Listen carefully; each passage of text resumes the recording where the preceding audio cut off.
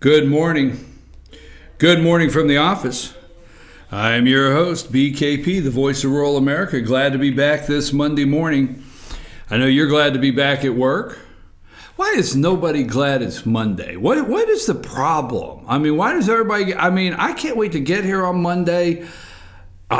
Everybody here, there's so many bags around this office this morning. Bag of biscuits here, bag of biscuits there. Everybody's got a biscuit bag. Everybody's eating their biscuits. Nobody wants to talk. Everybody's like, it's Monday. But me, your host, I'm ready, folks.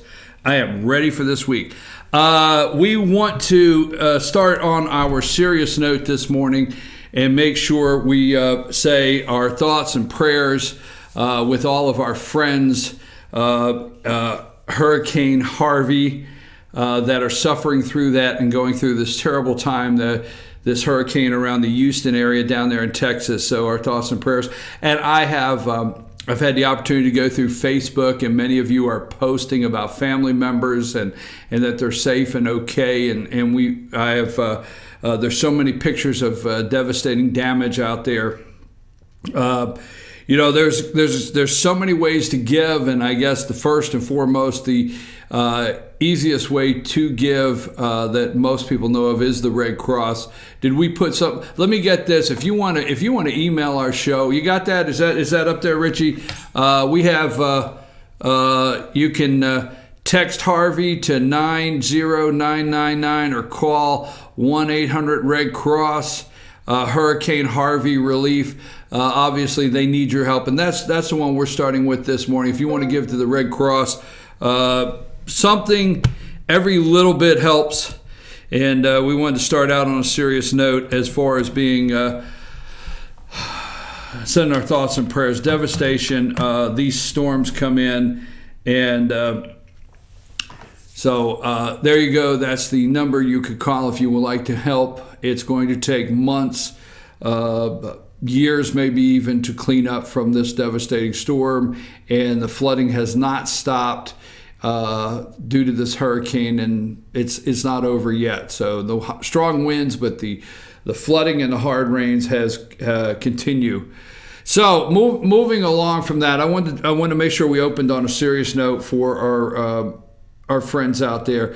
If you want to get in touch with the show, if you're watching the show and you ever want to send us a text message or an email, you could send that to Chief. Put that up there, Richie. You could send that to Chief at fetchernews.com. You could send us a text message, 706-889-9700. You can follow us on Twitter at FetcherNews, at FYNTV. You can also go to our YouTube channel, join our YouTube channel, subscribe, top right-hand corner, FYNTV, Fetcher News, and every time we're live or doing an event or post something new, you'll get a notification on our FYNTV. Rose is our social media director. And she is working on so many ways to streamline and so we can be very efficient for you to be able to get the information of the videos you want to watch and you want to see. So and you can get in touch with her. She's watching Facebook, everything that's going on, Donald Trump's Twitter feed. I know Rose, since you started, isn't that one of the most enjoyable things about your job is getting to watch the president's Twitter feed? I could see her laughing in the control. Yeah, that's really what I thought day one. Wow, I get to watch the president's Twitter feed. But so that's so many things we're keeping up with now. You're going to hear me. Sam is still here, for those of you who relax. Actually, there's some of you going the way back machine, not way back, but back far enough to you're still looking for Lonnie. Lonnie's still with us here at FetcherNews.com. He's still with us. He's supposed to be out there every day. Somebody check, okay? But anyhow, Lonnie's still around with us, and Sam is still here, so don't get nervous. We have some big announcements coming this week. Follow us on Twitter and Facebook. Rose is going to be putting together some big announcements we're making here on FYN TV. So you're going to hear Richie. Richie's going to talk with me a little bit. We're going over some of today's show and format. And Richie filled in. Richie filled in last Thursday. Had an opportunity to sit down with Senator David Perdue, and Richie had an opportunity to fill in for me for a couple minutes, and you got to meet him, and then you watched the Blue Ridge City Council. So stay with us this week for some big announcements coming your way. Now, I want to talk about the hurricane just for a minute, okay? And let me back up. High school football. Now, I want to thank you because a friend of mine, Jenny, from up in Union County, she is on the sideline and she takes 400 or 500 pictures. And I meet everybody on the sideline every Friday night, okay? And I always say this, and I don't say it, I say it realistically. Physically, if the good Lord's willing, as long as I can be on a sideline watching Friday night high school football, I'm going to be there. I'm going to be at a high school football game every Friday night. I call them my sideline friends. Every game I have new sideline friends that I've met throughout the years, and I get excited to go to the game and take pictures and talk to all my sideline friends from the different teams. And the Union Panthers traveled down and played the Gilmer Bobcats this past Friday night, and pretty tough night for the Bobcats, but the Panthers went home pretty happy, 56-14 win. And so Jenny takes about 400 pictures a night on the Panthers side. She posts them on Facebook. I did not know. I was not aware that your host was in one of the pictures across the field, and she posted a picture. And I want to thank you because you know what? I have my camera around my neck. I have my bag. I got a bottle of water, and I'm smiling. It's high school football. Can't get any better than this.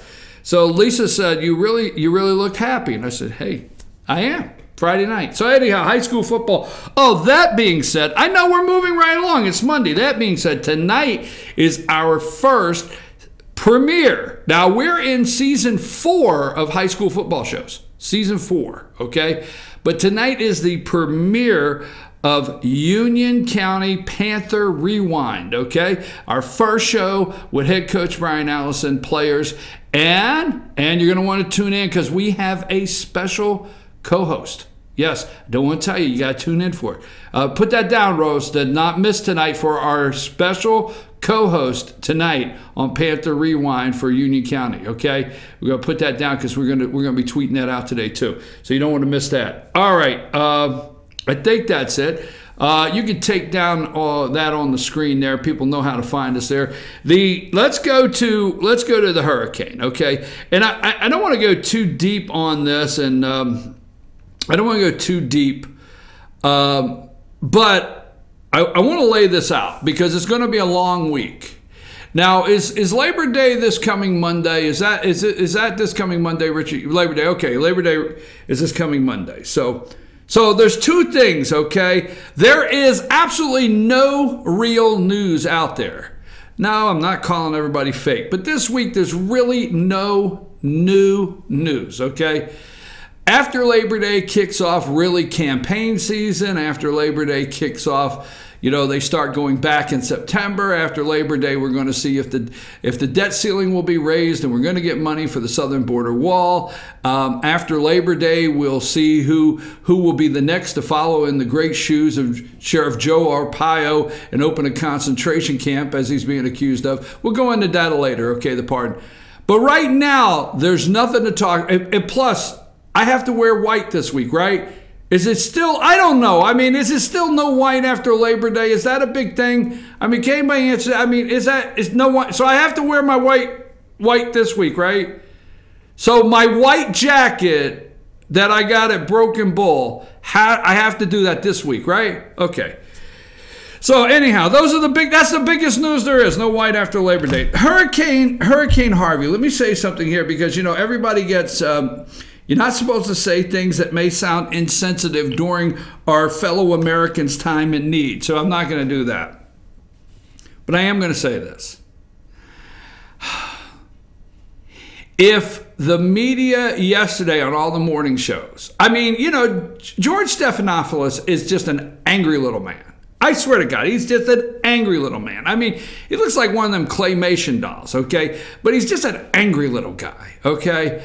And, he actually beat the table yesterday. He was so upset.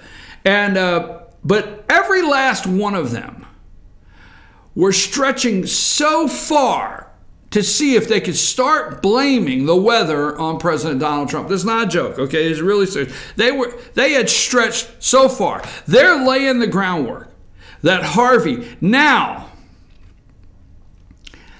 The president tweeted out several things over the weekend, and obviously, and you know, while the storm is going on, he put out a presidential pardon. He tweeted a endorsement of a book. You know, so Donald is staying out of the way. They were reaching yesterday to make Harvey Donald Trump's Katrina. They are, trust me. They wanted so bad to be able to report. And FEMA director, Richie, I don't have him. The FEMA director was on yesterday. He knocked it out of the park. He handled this. So get his name and a picture of him and put it up. And the guy that was on George Stephanopoulos, right? No, the FEMA director. The FEMA director, and get his name and a picture for me. So anyhow, they are hoping that you could see video. They are hoping that you could find the black community that is in the district that nobody wants to save and nobody loves them, and they're stuck on the roof, and you're trying to get helicopters, and they're drowning, and they are so much, they're reaching. Okay, now so let me just say this. It's not Katrina. It's a disaster. I want to stay on that. It's a disaster. It is not Hurricane Sandy. All I want to ask NBC, MSNBC, ABC, all these people, really, would you leave the weather reporting up to? You're not going to tune into this show here. We are not going to give you the weather report. We will give you a general statement of warning, of danger, of storms coming through, or, you know, there's been a recent alert. And what is this guy? What is this guy's name again, Richie? You got this guy? This is President Trump's appointee to run FEMA. His name is Brock Long. No, Richie. I think you have that wrong because, wait a minute, let me regroup. Now, you're positive this is President Trump's appointee? I mean, because Trump does not have the ability to make this kind of choice to handle a natural disaster. He is not coherent enough. Trump doesn't have that. So tell me one more time, did Trump appoint this guy? Are you sure? Double check, because, I mean, God knows the media does not want Trump to be able to appoint somebody to FEMA that would actually handle things. According to NPR, new respected FEMA chief faces first major challenge with Hurricane Harvey. And this was Friday. Wow. Trump picked that guy. Hell, there may be a chance for this president. A national disaster. And what did he just read that first line one more time? This is the headline. New respected FEMA chief faces first major challenge with Hurricane Harvey. And it goes on to say that he is, quote, top of the top. Wow. All right, Richie, cut my ear. I'm getting used to my earpiece. Thank you so much. So let's see. Well-respected. It's not possible, folks, that somebody in the Trump administration that has been appointed, that has stepped up to a national disaster challenge, could have the opening line of well-respected Trump appointee. Interesting. So they're handling it very well. The president of the United States says, I'm not going down till Tuesday. Okay, I'm not going down till Tuesday. I think it's Tuesday. So I want to stay out of the way. Now, you know, George Bush tried to do this, and when he did the flyover, I mean, I remember with Katrina, just, you know, nothing worked there. Nothing worked, okay? During Katrina, that was several disasters within itself. But the media, I am not going to come and give you the weather report. So Chuck Todd, shut up. George Stephanopoulos, shut the hell up. Leave it to the meteorologist, okay? Leave it to them. Switch over. If you really care about the country and you care about these people in the Houston area and Texas and the people affected by Hurricane Harvey, preempt your show. And don't pretend like if you open up and you do 7 minutes that you really show you care. And then you go into, oh, President Trump is dealing with 3 disasters this morning in his administration. Really? What are they? What are the 3 disasters? Shut up. Leave it to your meteorologist. Bring in your team. Bring in get first responders on there. Okay? How's the Trump administration handling their very first? Why? Why are you enjoying to see if you can find out or make something wrong? I'll tell you what, just watch all week. I don't want to get stuck on this. We're going to come back to this. Watch all week long. Because, folks, for what the media does not tell you, when the President of the United States visits anywhere, I don't care where it's at, it takes almost all the first responders. They have to be on alert. They have a president's coming to town total response worked up, okay, of how to handle a president coming to town. So it's just like they've got to go into, hey, president's coming to town scenario. They got to run the whole thing, okay? First responders, ambulance are tied up, fire trucks are tied up, all of your law enforcement, all of them are tied up. Snipers on the roof to make sure, whatever, you know what I mean? I'm just serious, okay? Is best Donald Trump stay home and tweet. Period. Best he stays home and tweets. But he's going down Tuesday. And watch this week. Just pay attention. That's what I want you to pay attention to. How hard the media tries to turn this into his Katrina, and how hard the media tries to turn Trump's visit into a disaster. It's going to be, they're going to consider it a campaign. Watch, just watch. I want to lay the groundwork for the week because this will play out all week. They have no news, and they can't let this follow through. That guy was well respected. I know you're caught off guard that actually an article starts out the well respected Trump appointee to FEMA. Now, yesterday they were going on and on. You have your national flood insurance, and after it was depleted and the government has to fund it. It's a long story. Will there be money? Will the people get the money? Will they get money? You know what? I was thinking yesterday, 4 damn shows I had to hear. How long will the response be for their money? When will, I can't throw the glass. I tell you every day, get me something I can just toss. All right?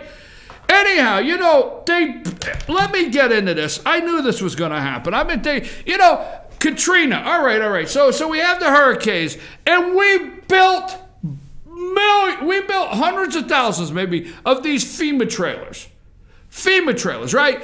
After Katrina, during the hurricanes, the ones in Florida, we hit a long stretch of one hurricane after another. We had parking lots of FEMA trailers everywhere. Everywhere. You can see pictures. Find me a damn picture of a parking lot of FEMA trailers. That's all you got to Google. You'll find them. Okay, so you have parking lots of FEMA trailers. You got warehouses of first responder equipment for disaster, the worst kind, like, 10,000 people die. You have these warehouses ready. I mean, we poured all this money in. So, if you don't know it, we have not had a major national disaster in a hurricane hit this country in several years. Okay, we haven't had a direct hit on a hurricane. We've had some turn and go out to sea, or the ocean, not sea, the ocean, go out to the ocean, that just resulted in tropical bans, storm bans. We've had some of that. So anyhow, we've had these FEMA trailers, hundreds of millions of dollars we spent in the government. There you go, Richie, there you go. That's FEMA trailers, right? Right, FEMA trailers. By the hundreds in parking lots all over the United States. So here's what we did. So So, you know what? We auctioned a bunch of them off. So you go and you set up the FEMA trailers, right? You run in, you know, it looks like a hurricane, and you got a tropical storm, you got a tropical depression, and then you got a hard rain, and then you got some, Lester Holt standing down there with a rain hat on saying, "Wow, it was just here yesterday."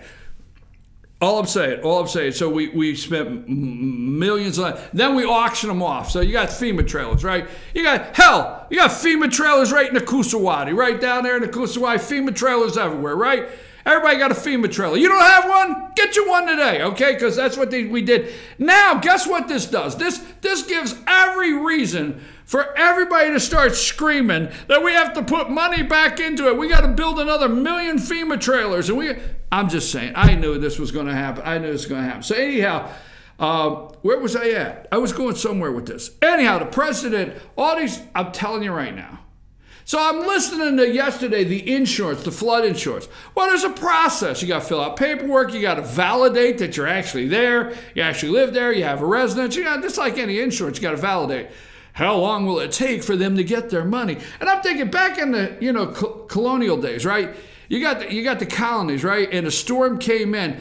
What if the town got together and rebuilt the damn town? I mean, I know you're going to say, "Oh, that's so silly. We're in 2017." But I was thinking, our founding fathers and our ancestors, if they were waiting around for a damn FEMA trailer to check for, their flood relief, I'm just saying, everybody said, "Well, how fast will the money come? How fast will the money be there? Will they get the money? Is the federal funds depleted?" What the hell? I mean, it just draws a total conclusion on where the hell we're at. Oh, I'm just saying, back in the 1800s, the tornado comes through town, it rips the little church apart, the little schoolhouse apart, everybody prays and they start building them back. Nobody's running over to the post office saying, "Hey, did the check come today?" Maybe I should stop right there. I just watch what happens this week. I can't take the government. I can't help it. Actually, I'm in a great mood. Now, there's a couple things I want to go over. Joe Arpaio, we're going to come back. Okay. Actually, I'm wearing my pink underwear today in honor of Joe Arpaio. Was that too much information? I mean, I brought green bologna sandwiches. Didn't everybody bring green bologna sandwiches and wear your pink underwear today just in honor of Sheriff Joe? Right? We'll talk about that later. Concentration camps right in this country. I can't get started because if I'm the Jewish community, barnacle. Didn't I say, what do I say every day? What the hell is a barnacle? Okay. So barnacle, right? Oh, he was actually running a concentration camp right in this country. If I'm the Jewish community, really, they're like thinking, really, we can show you like what a concentration camp really looks like. Okay.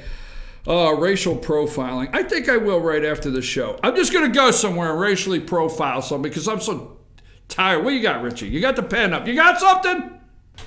I just wanted to quote Mike Barnacle. Oh, you got what? What is Aleppo?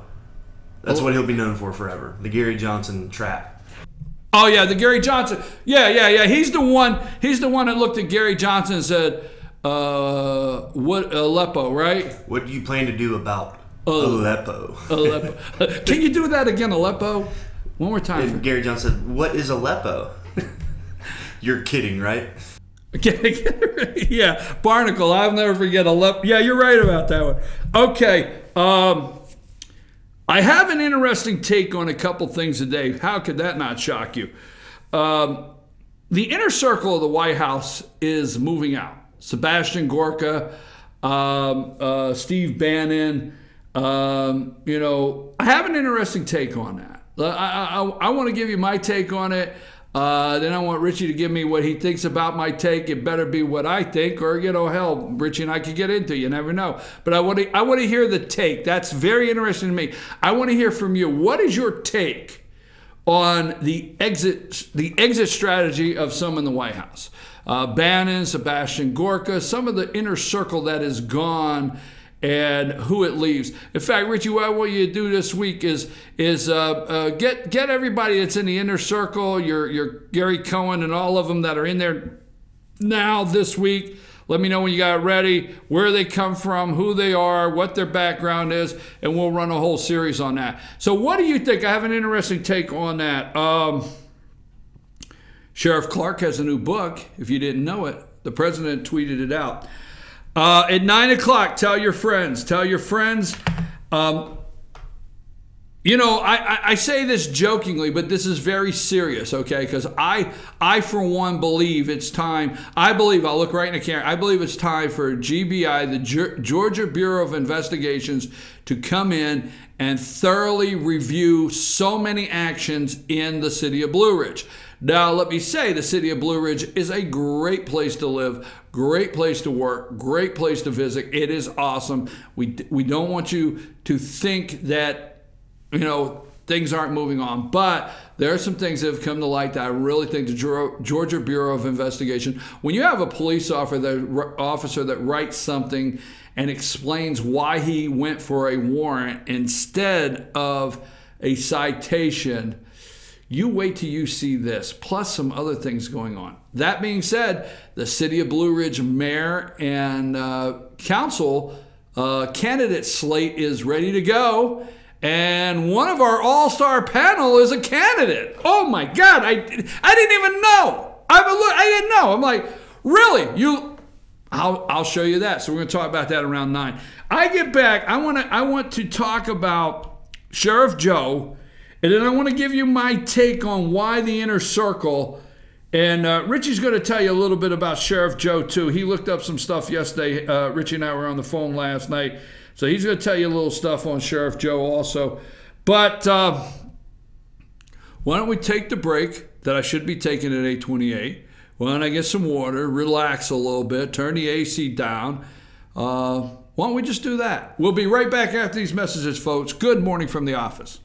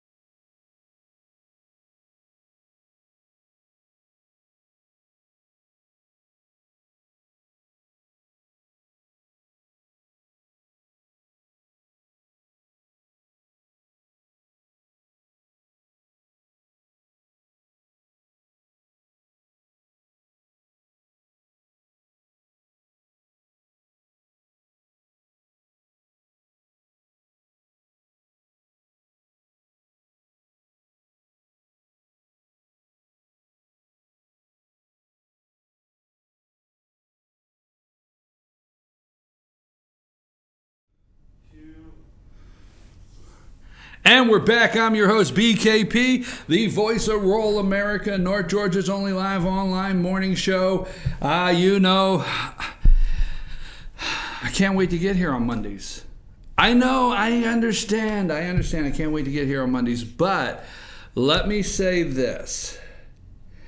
Rose, our social media director, is waiting to look at Facebook and check out any messages you may have. If you want to get in touch with our show, 706-889-9700, 706-889-9700, or you can send us an email to chief@fetchernews.com. That's chief@fetchernews.com. And then also, you can follow us on Twitter at FYNTV, at FetcherNews.com. And if you want to join and subscribe to our YouTube channel, that's FYNTV YouTube. Okay, now I talked in the first half, Hurricane Harvey, and again, let's just start every segment out with showing them how they can donate to the Red Cross there. Richie, put that up for a minute. We're going to do this after we come back from commercial every time. If you would like to donate to the relief fund there to the Red Cross. And so now, for those of you that are the hardcore, you study this. You know who everybody is. You know their names. This is not for you, but pay attention. What I mean by that, let's go back a year. Trump's in his 7th month. President Donald Trump's in his 7th month. And I just want to paint this scenario. And I'm going to give you what I think. And then Richie, tell me what you think if you agree with me. And that's probably best. Anyhow, so let's go back a year. Okay? Do you know a year ago who Sebastian Gorka is? Do you know? No. America doesn't know Sebastian Gorka. Okay? Go back a year ago. Do you know who Steve Bannon is? No, you don't.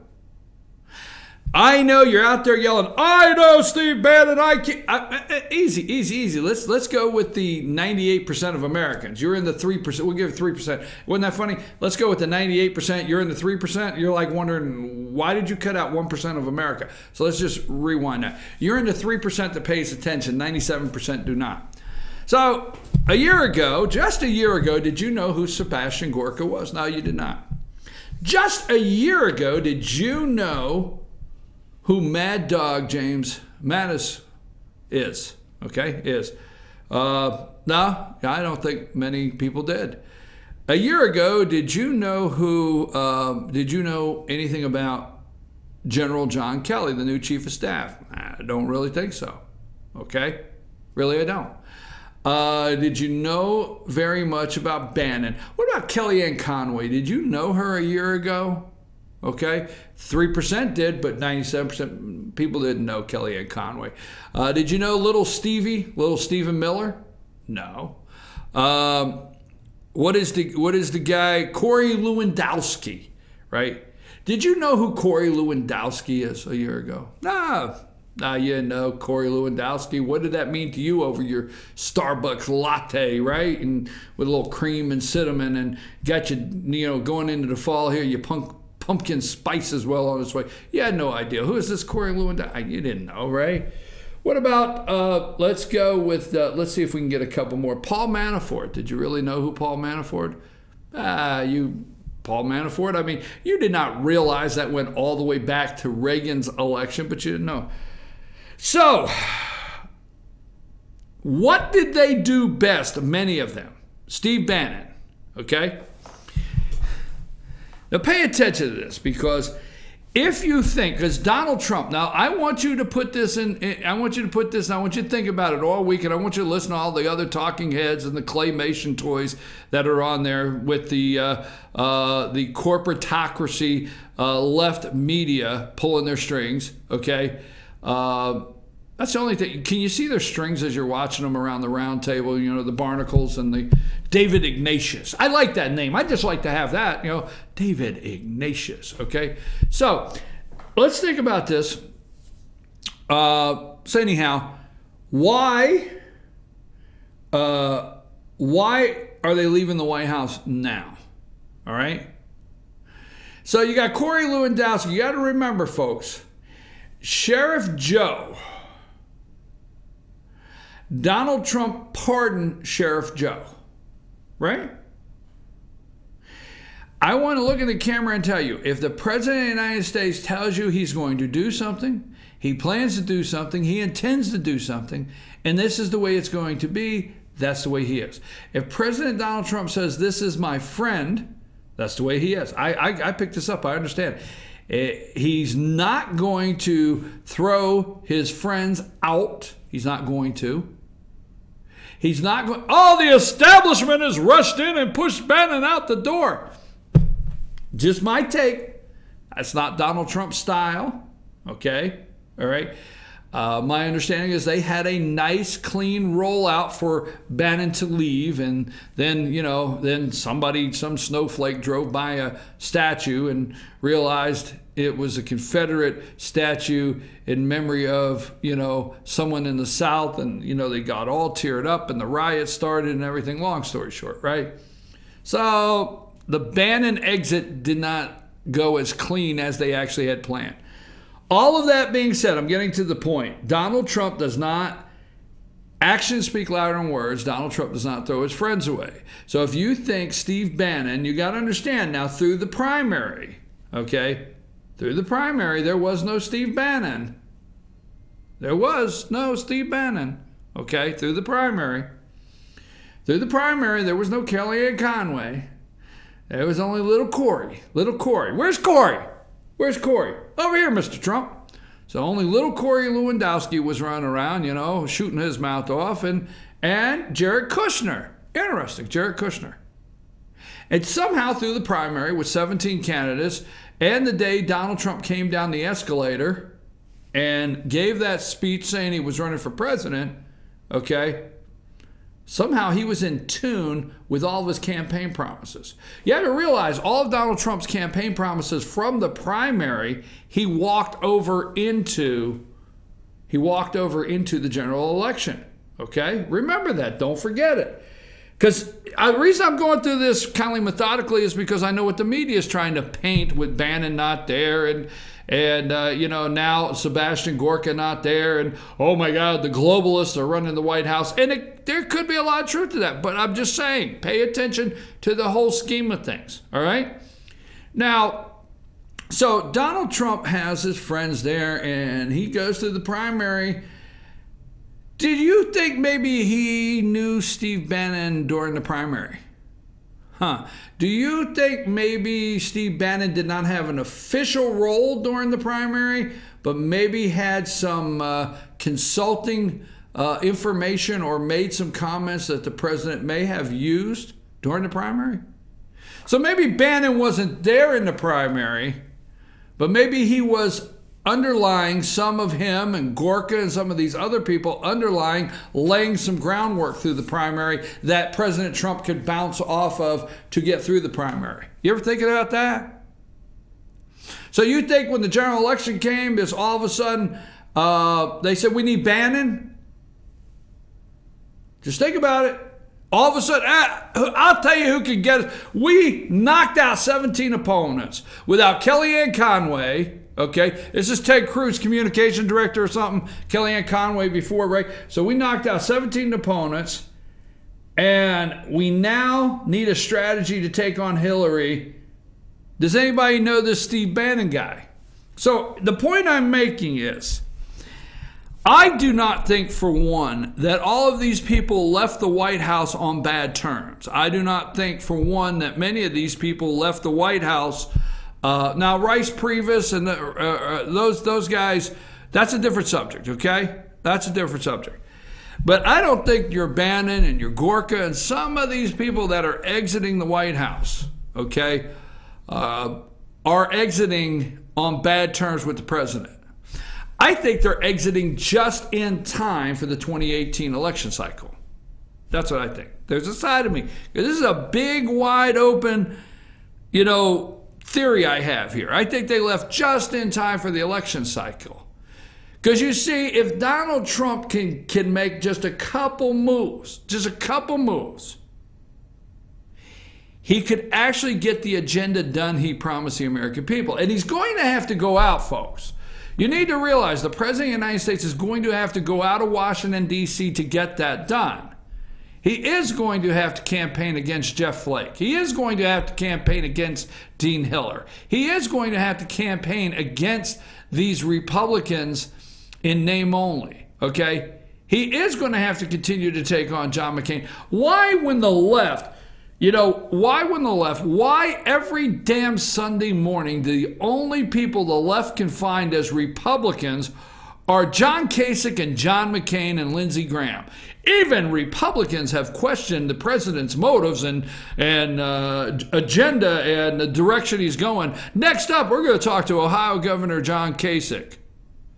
Do you think when they go off air, because I understand, I do a live show, do you think when they go off air that those little weasels, you know the type, like, Claymation Stephanopoulos and Chucky the Todd, you think they're like off the air and saying, hey, Governor Kasich, please run again. I think they actually are. So anyway, that's just my take. I do not think they all got kicked out of the White House. I don't think Donald Trump allows that to happen to his friends.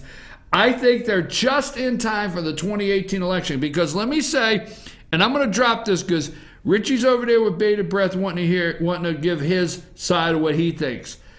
But remember here, probably before anybody else, I told you this could be the first president that really goes and takes on his own party and campaigns for a primary challenger against the incumbent. And I said, watch and see.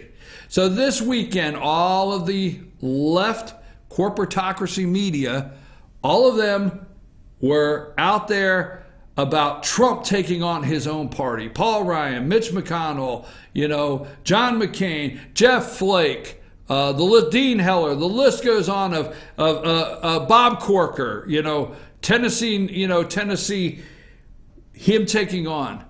So I think the president's agenda is still moving forward. I think Steve Bannon, Gorka, many of these are leaving. Now, Kellyanne Conway's not gone. Well, let me tell you what Kellyanne, all right, they won an election, and we need to win some more elections in some key areas to send a real message, okay? You send a message, okay, but there's one more message out there, America. One more message in an election. And it's to take on some of these establishment candidates that Bannon is going to run. He is going to run them through the fire. My prediction, I could be wrong. I hate to even have to say that, because God knows there's nothing about being wrong do I enjoy. But I don't see Kellyanne Conway staying much longer. I don't know. I don't. And I'll tell you why. She knows how to go on the show and battle. But she also knows how to win elections. Okay? She's the first woman campaign chair to win a major election. First. Nobody gave her that credit, okay? She's the first woman. She knows how to win elections. So does she need to be in the White House, going in front of the TV cameras, defending the president? Because he has Sarah Huckabee, right? Sanders. Has Sarah Sanders doing that, right? So I look for Kellyanne. Now, I've said all of that. What do you think, Richie? Don't make me cut you off. I hope this is good, all right? You've been waiting. What do you think? Well, first of all, to your point, can you imagine some of these liberals that love Lindsey Graham and John McCain now? Just think about them 10, 12 years ago when the mission was destroy the war machine, and McCain and Graham were public enemy number one, or probably public enemy number 2 and 3 behind W. Bush, but I just find that ironic. Well, the thing is Republicans always get this false illusion that the media likes them. And it's not true. So how far off do you think I am here? You think I'm off? I think you're right about Bannon. I think a lot of these guys realize they're more powerful outside the White House than they were inside, because you're so trapped within, and the media likes to portray it as a palace intrigue, everything's falling apart. But Obama did the same thing. I mean, look at Axelrod and Messina, Rahm Emanuel. I mean, all those guys kind of exited early to go ahead and work on the 2012 campaign. So, I mean, we see this a lot. Wait a minute. No, that can't be true, Richie. I'm very sarcastic. That can't be true. Those guys, they didn't leave early to work on a campaign, did they? Oh, yeah. Oh, that's exactly right, folks. I think my opinion is you have some senators and you have some Democrats, but you have some Republicans. Now yes, will Bannon go after Claire McCaskill? It's ready to go. Okay, this is the no news week. Next week, after Labor Day, watch what happens. Will they go after Claire McCaskill? Yes. Are you getting ready to meet probably a very strong Republican challenger against Joe Manchin in West Virginia? Joe's making the biggest political mistake of his career, Senator Joe Manchin from West Virginia. If he does not go red, and very soon you're getting ready to meet a very strong candidate. I will tell you this, I have information that says that the Republicans have been very nice to Joe Manchin. Okay? They have. The president, senators, many Republicans that you like and respect have been very nice to Joe Manchin and have tried to talk him gingerly into making the step. That's all I can say. But my understanding is no. So you're getting ready to have Joe Manchin, Claire McCaskill. There's several of these that are getting ready, plus Republicans. You got something else on that, Richie, before we move forward? Just about Gorka, I think it's kind of, he's a little different. I think he was boxed in by the new folks that have been pouring in with the changes going on, especially since John Kelly came in. And I don't know, I think he wanted to stay, but if you look at his resignation letter, his final straw was the Afghanistan speech. What in the Afghanistan speech bothered him, he says? According to him, the fact that not once did it mention the term radical Islamic terrorism. I think him and Tillerson, he views Tillerson as a globalist, and Mattis is a military man. I think he wants war whenever he can get it. And then as far as the foreign policy of it all, that's the one thing that Trump ran on that maybe isn't holding up is foreign policy. But you know how foreign policy is. I mean, there's so much we don't know. So I took the Afghanistan speech to challenge folks, and you know that I challenged it. I took it to task right here. I'm not 100% on the Afghanistan speech. I actually asked Senator David Perdue the other day, right, Richie? Hey, what did you see? It's because Senator David Perdue, which I think he's doing an outstanding job as a senator for the state of Georgia. What did he tell us, Richie? Still 100% committed to the president, 100%. He's okay with 51 votes, right? Changing the rule in the Senate. He's got all the positives. You know what blew me away was the deal that was made, and I think we'll talk about that. You remember the deal that was made so they could go home? I thought that was the biggest news made throughout the whole interview. I mean, why would you make any deal with Chuck Schumer? Any deal. I mean, if you're going to make a deal, why was it that? So can you do me a favor? Look up how many, while we're on our next break, how many Trump appointees are still waiting, if that comes up something really quick. Gorka, I agree with him. I did not like and am not 100% on board with the Afghanistan speech. I asked Senator David Perdue last Senate Thursday here at Georgia, the video. Richie has the video on YouTube. You can go there and check out my interview. It's about 13 minutes long, and we cover that with him. He's on the Senate Armed Services Committee, and I said, what did you see in 16 years? I mean, 16. Now, obviously, this goes back to Jimmy Carter, okay? But what did you see in the last 16 years that really feels we have a different strategy now that we can do this? So I don't know. We're waiting to see. I think, I'm serious, I think some of these now, I know what Sebastian Gorka said, but to me, he's the new John Bolton. Okay, and let me tell you why. there was a time that I think, okay, if any of this comes true, I'm doing pretty good.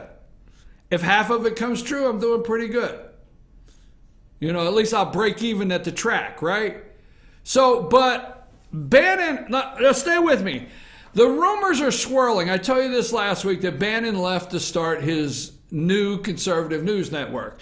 And, you know, sources tell me there's a couple pretty good talents out there that are not doing anything right now that actually could pull overnight ratings. Now, there's nothing better than knowing you could turn the switch on, right, Richie? You turn the switch on and you got millions of viewers. Well, Bannon knows if all the cards are in place, he could turn the switch on and millions of viewers. I mean, I'm not saying, you know, let's not get into the sexual harassment, none of that right now, but if you start seeing promos for Bill O'Reilly at 8, okay, on some new news network, you will wake up to you will see millions of viewers. If you start Sean Hannity, I'm just saying, okay? Now, years ago, during the Bush administration, right, wasn't it John Bolton? He was the recess appointee. Remember that, Richie? He was the recess appointee to the UN ambassador. So he's recess appointee to the UN ambassador. You know, and you knew him because he had a mustache, right? Anyhow, so Whiskers there, he is on every night. So he leaves the Bush administration before the recess appointment, right? You don't know John Bolton. Yes, I do. No, I'm talking not the 3%, the 97% of Americans. You don't know John Bolton. You get the recess appointment. They're going nuts, right? Bolton serves in the UN. Now he's known nationally. He's a national known figure. Think of it, Sebastian Gorka, okay? So now he comes back in every night, he is a lead. He's on every Fox show every night. Right, Richie? Every night.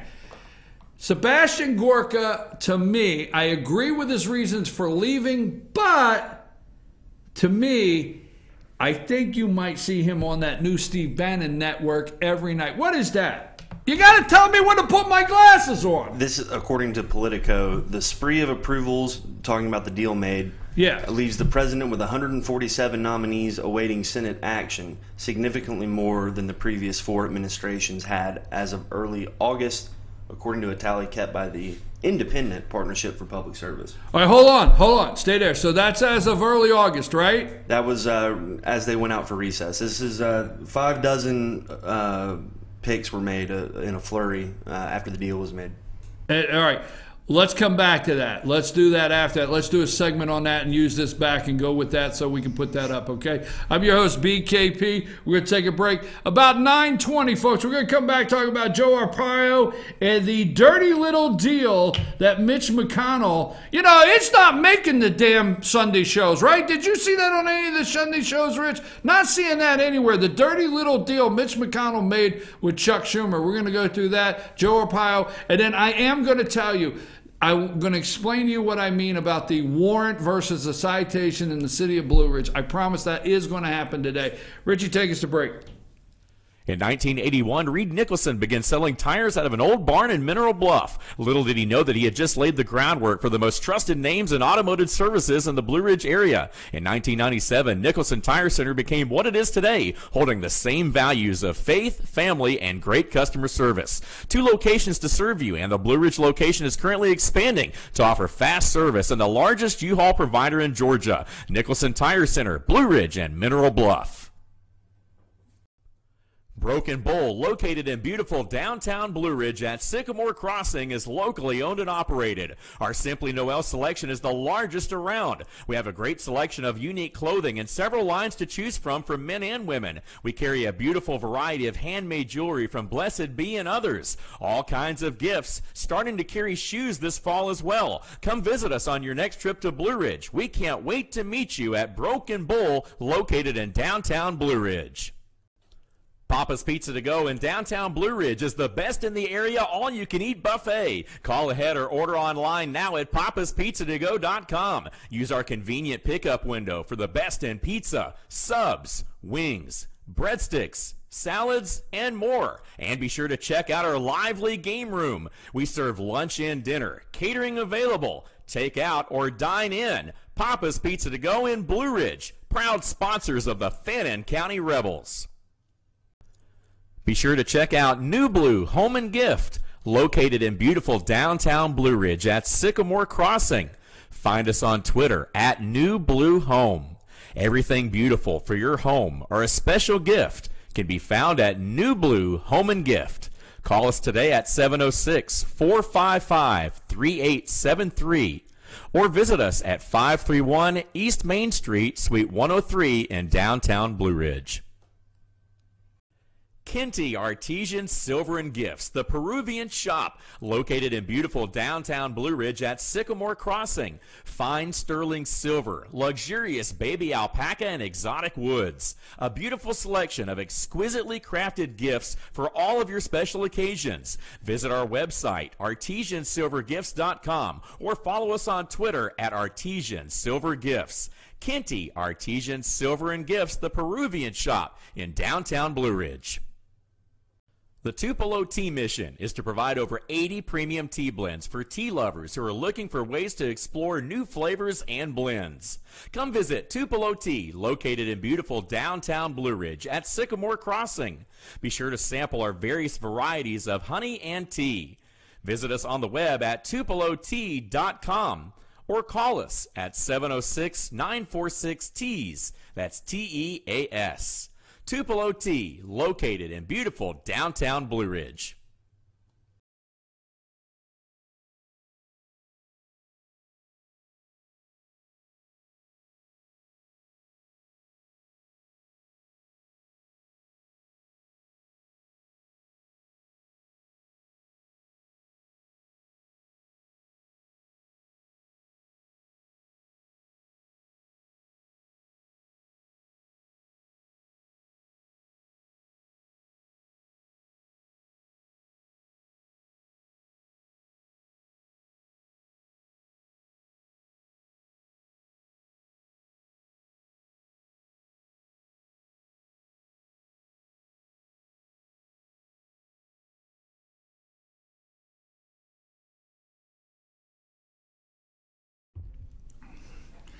Hey folks, we're back. I'm your host, BKP, 9 a.m. on the coast.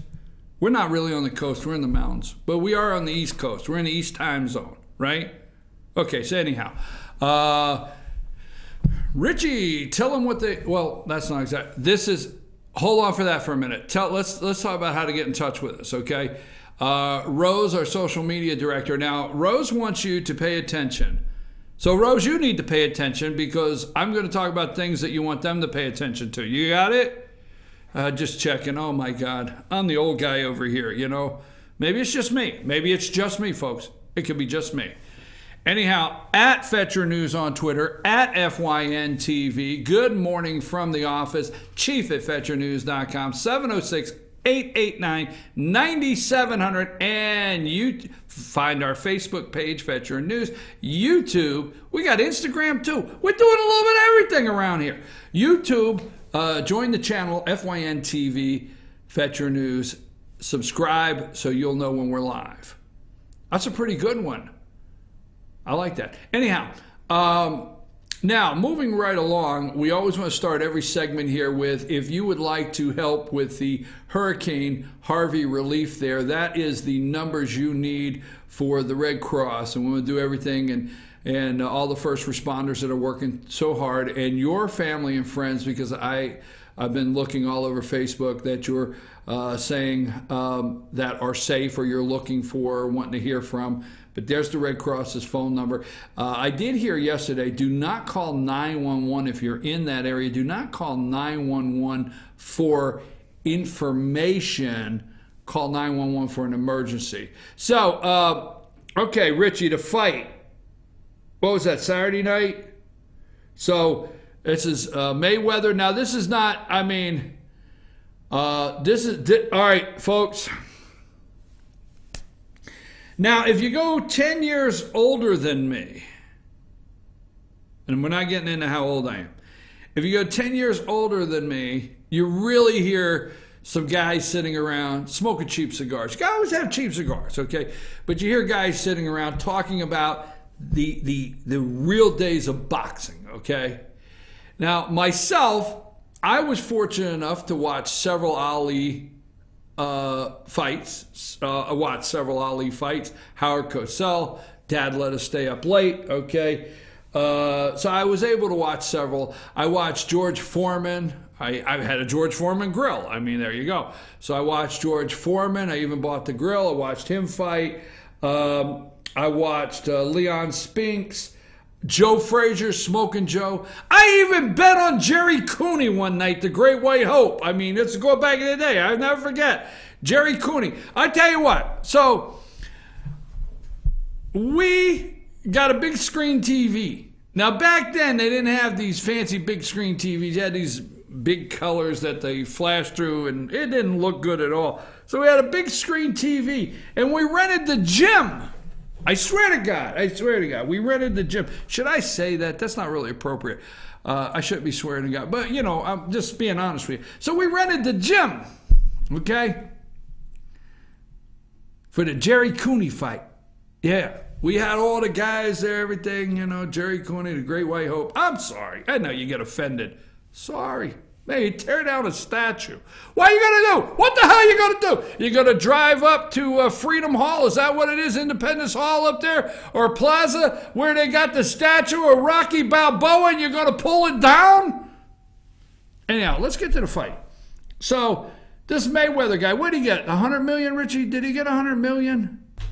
Okay, yep. And who's the other guy? Conor McGregor. All right, he got 30, right? Something like that. And the card was for 12 rounds, and they went 10, right? They went 10. Card was for 12 rounds. They go 10. Now, Sean Paul, our reporter over in Cherokee County, North Carolina, go to Cherokee County, North Carolina, our Twitter feed. He stayed up. He tweeted all night. He posted clips. He's done everything over there. He went nuts over this thing. So he's a UFC fighter. So in the UFC, they can, you know, punch you in the teeth, punch you in the back of the head, kick you to the back of the head, right? Trip you, everything. I mean, it's all, they just go for it. So this is his first real fight, right? Boxing. He goes 10 rounds. You know, in my opinion, if it's your first boxing match, and you go 10 rounds with the guy that's... Now, they're both winners, 30 million, 100 million, but there you go. Okay. I mean, you know, look at the bright side. Is it Mayweather? Is that his name? At least he didn't bite the guy's ear off, right? This, you know... Showtime's the real winner. You know, Showtime's rolling. Yeah, right? Mike Tyson's sitting on the sidelines. He's got ringside seats, and he's yelling, "Bite his ear! Bite his ear!" Sorry, folks, that was bad, right? Anyhow, bite him. So, okay, let's get that off there. So anyhow, that's over. All right, Sheriff Joe. What do you think? Now, what do you think? I want to hear from you. What do you think about the president pardoning Sheriff Joe? All right, Sheriff Joe used to have the tent cities. He had the tent cities. Sheriff Joe used to make the inmates wear pink underwear. I swear to God, I wore mine just in honor of Sheriff Joe. He's 85 years old. Now, Sheriff Joe, is that the pink underwear? Richie, let me get my glasses. Oh, yeah. Couldn't find any underwear shots, but those are the... Hey, that's Sheriff Joe? Those are the shirts. What's the name of that county? Maricopa County. Yeah, Maricopa. so, Phoenix area. Yeah, the Phoenix area, right. So Sheriff Joe made them wear pink underwear. He actually would give them dyed green dyed bologna sandwiches. The list goes on. So the federal government decided... This guy was elected like 5 times sheriff. I think he won 5 times. I could be off. I'm pretty sure it's 5 times off the top of my head. He won as sheriff, had anywhere his entire time as sheriff of this county in Arizona, had anywhere from a 60 to 80% approval rating. Eric Holder, Attorney General Eric Holder, Obama decided to finish him off. So they unleashed your tax money by the hundreds of millions of dollars poured in to taking this man down. What were you telling me about the DNC? What's your take on what you were telling me just yesterday when you and I were talking about Sheriff Joe Ritchie?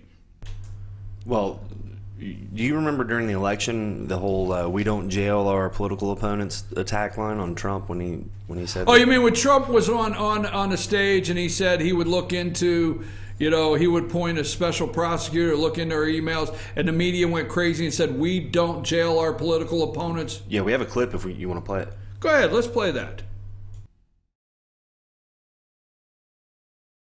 Every time Donald Trump says he wants to jail his opponent, meaning me, I think to myself, we don't do that in America. We actually have laws and courts and an independent judiciary. Okay, why is that important to you? The irony of it, the DNC poured over $10 million into the Maricopa County race, local county race, and they beat him. And what did they do as soon as he was beat and the new guy took office? They arrested him. No, wait a minute. So you're telling me that the DNC poured $22 million into this. You're telling me the DNC poured $22 million into the sheriff's race, right? I don't know if it was that much, but it was over 10. Okay, for sure. And they did everything to defeat him. And when they defeated him, the new guy arrested him. Did you just tell me that? Yeah, not necessarily that cut and dry, but in a roundabout way, right? Right. Yeah. Huh. So they've jailed their political opponent in a roundabout way. That's exactly what they did. Oh, okay. I was just checking. I don't know. I mean, I tell you what, Richie, it's good for me to validate some things. I sit in a room, I think I'm going crazy. The world's gone crazy, so it's good. Yes, Sheriff Joe Arpaio, we spent our Eric Holder. If we would take the time and look at the old Fast and what is that gun running thing? What was that? Operation Fast and Furious, resulting in the death of Brian Terry. Yeah, if we would take a minute and go into that and look at that, like we've done Sheriff Joe. So he pardoned Sheriff Joe. Brutal. He was brutal. These people are saying Sheriff Joe Arpaio, brutal, ran concentration camps, a dictator, a firestorm. What does that tweet say? I don't have it up, Rich. You're going to have to read it for me because I don't have that one up. This is a tweet from the president. What's he got there? I am pleased to inform you that I have just granted a full pardon to 85-year-old American patriot Sheriff Joe Arpaio. He kept Arizona safe. Oh, their heads are spinning off. He is a patriot. A Arizona patriot. He is a patriot, a U.S. patriot. He served 50 years, folks. 50 years. He served our country in the military. He served 5 terms, I think, as sheriff, which he was elected. And they did everything to take this man down. Everything. Now, what does I was so offended when I heard concentration camp. Yesterday, they were talking about this firestorm. Now, I keep throwing these little tests, and Richie keeps hitting them out of the park, okay? So I feel like, Richie, I got to give you credit. I feel like it's the home run derby, right? It's like the All-Star game is a home run derby. I keep throwing a pitch, you keep hitting the thing. I got to give it to you. Now, how many friggin' detainees at Gitmo did we release? We, the American people, because your President Obama released them. How many of them did we release? Okay. How many went back to the field of terrorism? How many rejoined the ranks to try to kill you and I? How many? Okay. How many drug dealers, okay, I think there were some murderers, gang members. How many, what they called nonviolent, was it 1,000? How many did the President of the United States, Okay? How many did the President of the United States, pardon before he left? 1,000 plus? How many on that last day, right? Did he pardon Chelsea Manning? Just wondering. And was Chelsea Manning convicted for giving up classified information? Was it something around that list, Richie? Right? I'm just saying.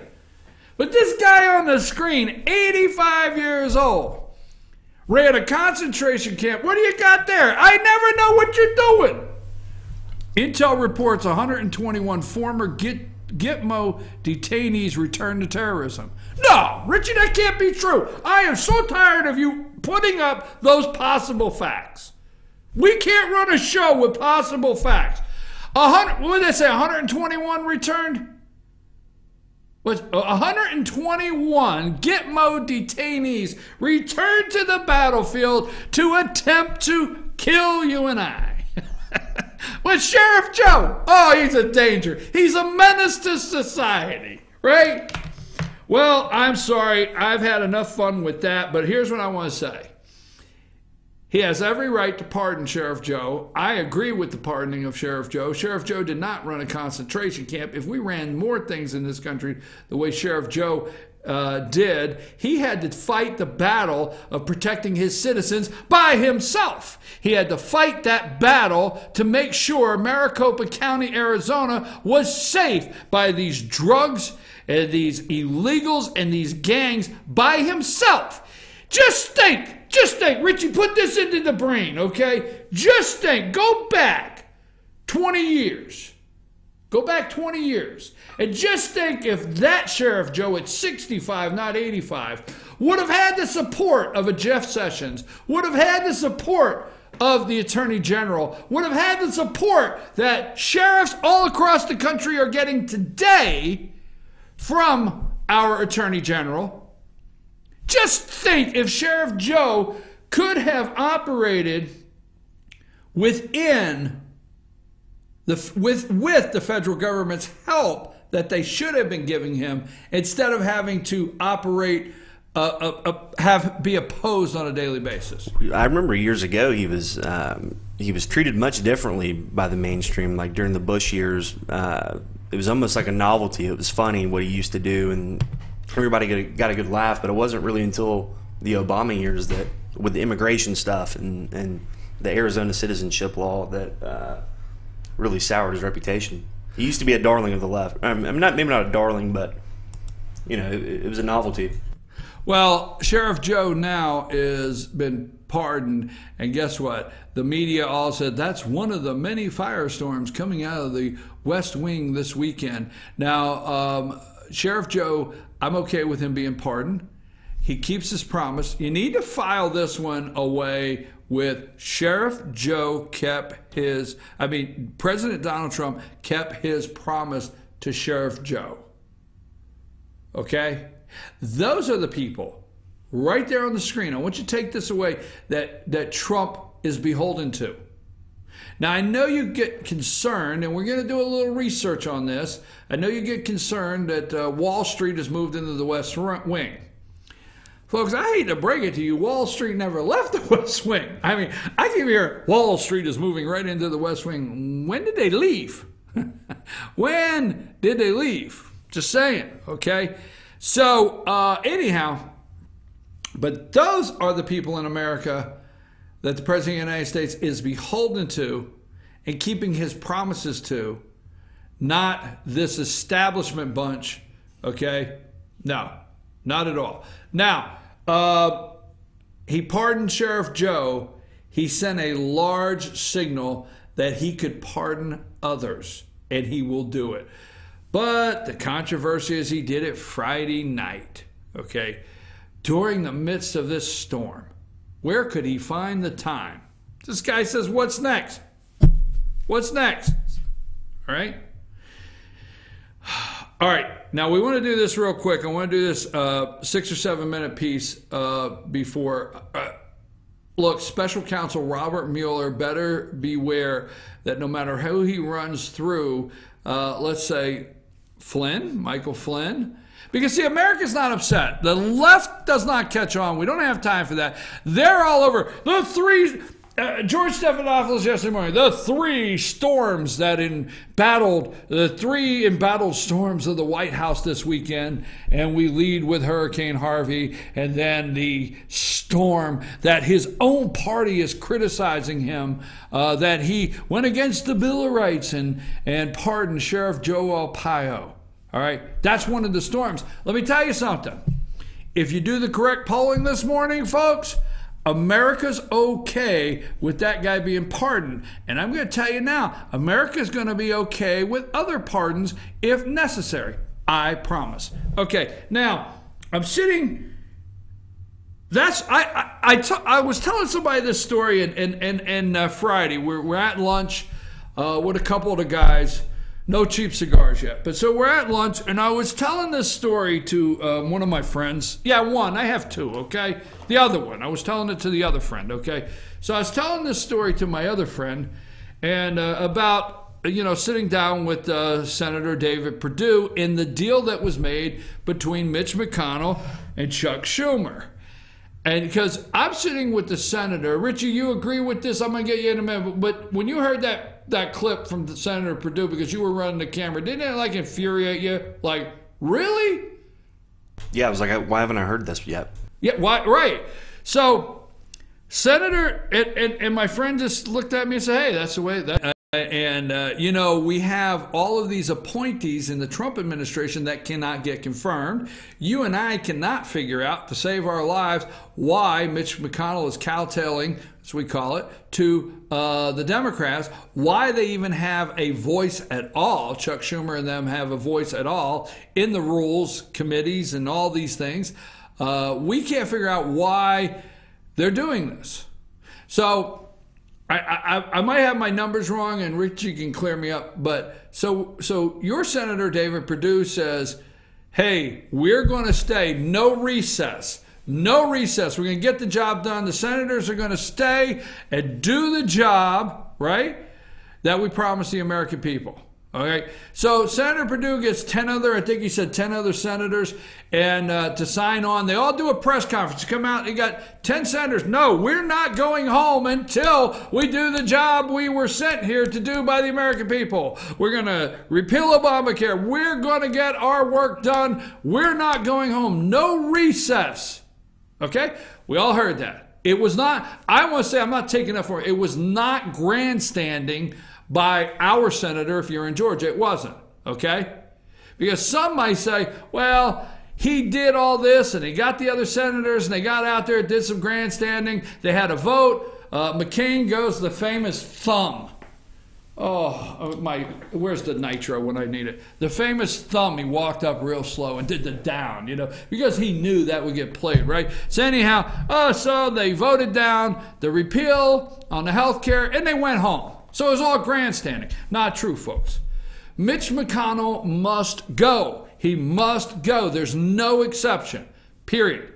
Now, Senator David Perdue did not say, quote, he must go, but you actually look, the tone, Richie, you were in the room. I need some help here. The tone of Senator Perdue wasn't really fond of McConnell and the way he's operating. Would you agree?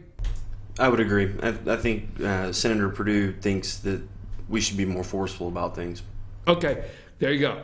So, anyhow, so they want to go home for recess.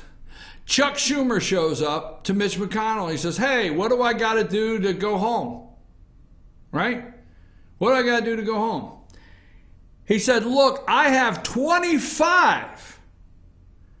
Now, this blew me away. Stay with this. This is Chuck Schumer, the Democrats, the ones we're supposed to be opposing, okay, that we need what? Supposedly 8 more, but we need 10 for good measure because we're always going to have the 2 we can't trust. So we need 10 new senators, right?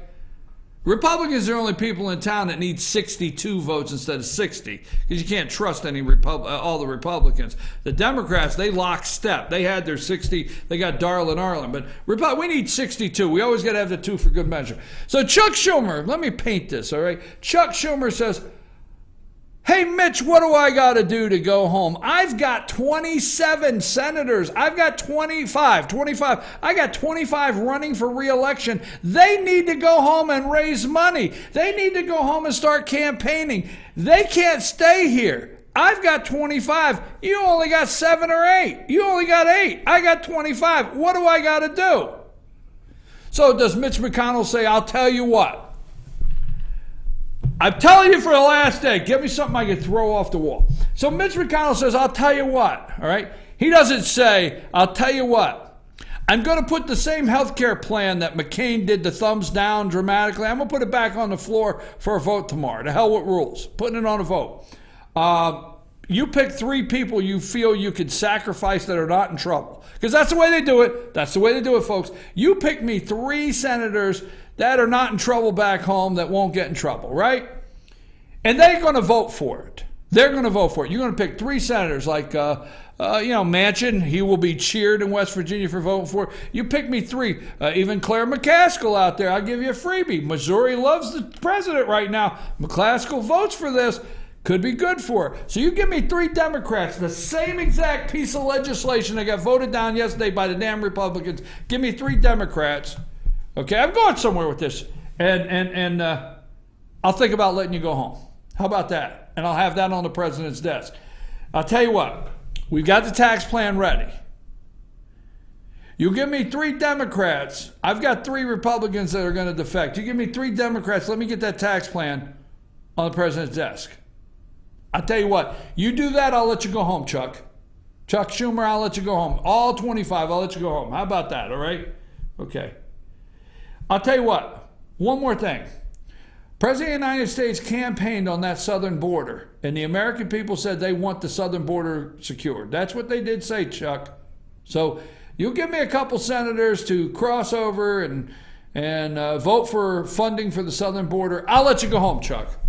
There's the 3 things I want. I want Obamacare. I'll just go for 3. The tax reform, and I want the southern wall funding. And then you guys go home. You know, we can do this all tomorrow. I'll change the rules for one day. Vote everything right through, bada bing, bada boom, and you guys go home and campaign. Can't say I didn't do my best. Right, Chuck? No, that's not what happened. We didn't get anything out of the deal. Well, wait a minute. You may consider this getting something out of the deal. This really angers me because people are going to say, well, you did get something out of the deal. You got confirmations. Folks, you're supposed to get confirmations. You didn't get a damn thing out of the deal. You're not supposed to make a deal. The way the executive branch is set up, you have the divisions of the powers of the branches, okay, of government. The way the executive branch is set up, they appoint people to positions. The Congress approves them. It's the way it works. It's not supposed to be a deal. This is not a damn deal. They're supposed to get a confirmation hearing. And why Chuck Schumer is holding the cards on this that's supposed to be a given. So put the graph up you had a minute, or the comment or the headline you had up a minute ago. Richie, the appointees. So what is, I can't read it across the room. I don't have, read that for me, Richie. What is that?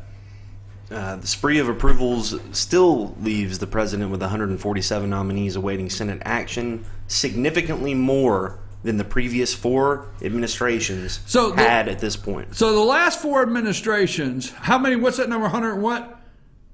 147. Okay, the president, early August, 7 months into his administration, 147 still waiting to be approved, still waiting. And then you watch the corporatocracy left media with their strings pulling the claymation, George Stephanopoulos and Chucky and the rest of them, okay? You watch that, right? Joe Scarborough and everything like that. So you watch that, And they keep talking, well, Trump has to fill these jobs. He has to fill. They won't tell you it's because Schumer is obstructing getting these appointees. So 140-some waiting to be confirmed. It's part of the process. McConnell can make it happen in 3 days by himself. He don't need Chucky Schumer. That's what freaks me out. He needs nobody. He could do this for the president. And it's the most since the last 4 administrations. So what's Chuck Schumer say?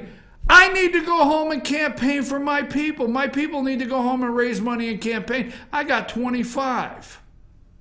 How about this? You got 140. I'll give you 70 appointees. Hold your heart, folks. This is the deal that this guy Mitch McConnell made. I'll give you 70. Mitch says, okay, you give me 70? Well, they go in a rapid fire in 2 days. I think it was around 40, right? They confirm around 40 appointees, something that should have been done, could have been done. We didn't need to. So they do 40 appointees, and they give them to the president like it's a gift, and we're in control of the Republicans. And then they wonder why the American people are down on Republicans.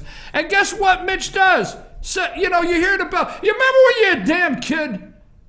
God almighty. I know. You're not going to say, well, you BKP, you're losing your damn mind. But you remember your kid? You don't miss the recess bell. You'll remember that. Now, for some of you younger people, you don't remember what that is, right? Recess. I mean, because recess to you is sitting in a corner on one of these phones. We actually went outside. Oh, I'm not going to tell you what we did. But anyhow, you remember the bell. Oh, you knew a mile away. I mean, you're 7 years old, and you know that about the time that the big hand's on this and the little hand's on this and the bell goes off, it's time to go out. Recess. So the recess bell takes off. I wish I had a sound effect. We got get us some sound effects in the future. We're going to work on it. So the recess bell goes off. Mitch says, go home, campaign. How can I help you Democrats? I'm going to get you home. I'm going to get you in the recess. I'm going to get it to where you can go do fundraisers, money, campaign, anything I can help to do a Democrat. Richie, did I about get it? Or is there, something you want? Go for it. Go for it. Am I close? Well, I touched on this a little bit when I filled in for you last week. I think you're close. Personally, though, I think McConnell knows exactly what he's doing. Oh, Richie, whoa, what do you mean by that? Oh, no, please, why force Obamacare through reconciliation right now when you can essentially, like the president has said on several occasions, let it fail, blame it on the Democrats, and then you pick up maybe half of those 25 seats next year? Then you can do whatever you want in the Senate. But with that said, he's letting Chuck Schumer set the agenda, and Mitch McConnell should know better than anyone that the minority party shouldn't be doing that. Because remember with Harry Reid, he let Harry Reid beat him around.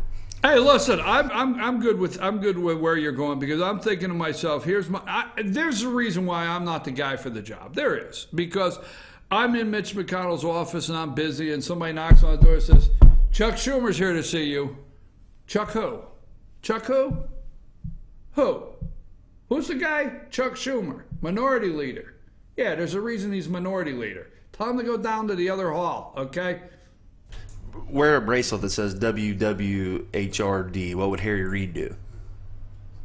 All right, we're going to go on that. That smoked me that he made a deal that they could go campaign. Richie, I don't. No, I got to retract that. I think you're wrong, because there's nothing logical about letting a Democrat go home to raise money to campaign. I'm with you there. That one I can't. That one I understand what you're saying, but who's to say Who's to say the Republicans with 60-some votes, Richie, will actually do it now? Yeah, they could wake up tomorrow. We got a debt ceiling, folks, when they get back.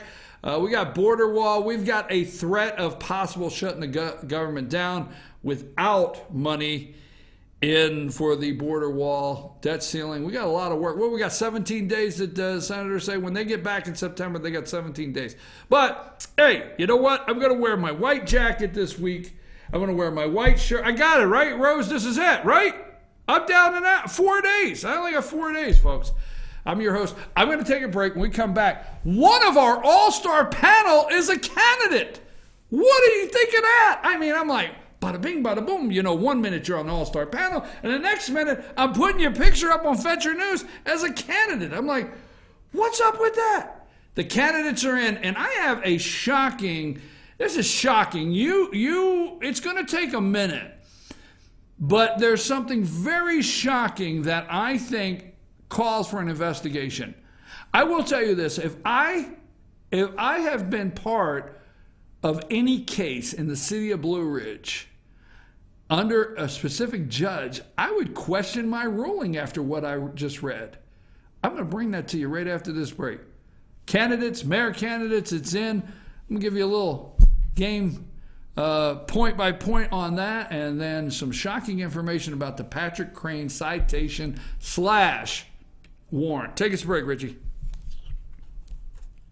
In 1981, Reed Nicholson began selling tires out of an old barn in Mineral Bluff. Little did he know that he had just laid the groundwork for the most trusted names in automotive services in the Blue Ridge area. In 1997, Nicholson Tire Center became what it is today, holding the same values of faith, family, and great customer service.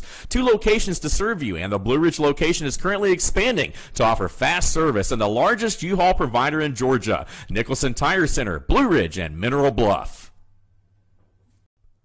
Broken Bull, located in beautiful downtown Blue Ridge at Sycamore Crossing, is locally owned and operated. Our Simply Noel selection is the largest around. We have a great selection of unique clothing and several lines to choose from for men and women. We carry a beautiful variety of handmade jewelry from Blessed Be and others. All kinds of gifts, starting to carry shoes this fall as well. Come visit us on your next trip to Blue Ridge. We can't wait to meet you at Broken Bull, located in downtown Blue Ridge. Papa's Pizza to Go in downtown Blue Ridge is the best in the area all-you-can-eat buffet. Call ahead or order online now at papaspizzatogo.com. Use our convenient pickup window for the best in pizza, subs, wings, breadsticks, salads, and more. And be sure to check out our lively game room. We serve lunch and dinner, catering available, take out or dine in. Papa's Pizza to Go in Blue Ridge, proud sponsors of the Fannin County Rebels. Be sure to check out New Blue Home and Gift, located in beautiful downtown Blue Ridge at Sycamore Crossing. Find us on Twitter at New Blue Home. Everything beautiful for your home or a special gift can be found at New Blue Home and Gift. Call us today at 706-455-3873 or visit us at 531 East Main Street, Suite 103 in downtown Blue Ridge. Kinty Artesian Silver and Gifts, the Peruvian shop, located in beautiful downtown Blue Ridge at Sycamore Crossing. Fine sterling silver, luxurious baby alpaca, and exotic woods. A beautiful selection of exquisitely crafted gifts for all of your special occasions. Visit our website, artesiansilvergifts.com, or follow us on Twitter at artesiansilvergifts. Kinty Artesian Silver and Gifts, the Peruvian shop in downtown Blue Ridge. The Tupelo Tea Mission is to provide over 80 premium tea blends for tea lovers who are looking for ways to explore new flavors and blends. Come visit Tupelo Tea, located in beautiful downtown Blue Ridge at Sycamore Crossing. Be sure to sample our various varieties of honey and tea. Visit us on the web at tupelotea.com or call us at 706-946-TEAS. That's TEAS. Tupelo Tea, located in beautiful downtown Blue Ridge.